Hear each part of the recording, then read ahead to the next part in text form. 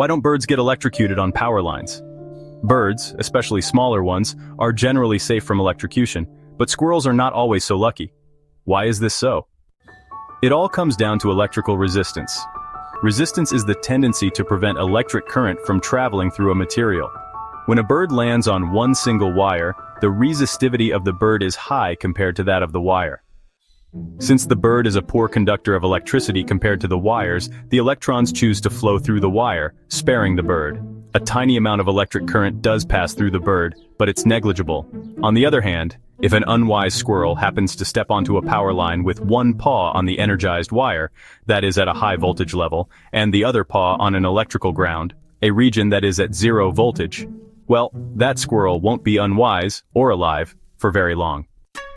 That's because Mr. Squirrel completed the circuit, providing literally the path of least resistance for the electricity to flow from the energized wire to the ground. This is very similar to how lightning arresters provide a path for the lightning to rush to the ground. The same thing can happen to a bird, but it's usually a larger bird with a wide wingspan. The reason for this is that larger animals are more likely to touch an energized wire and a ground wire simultaneously.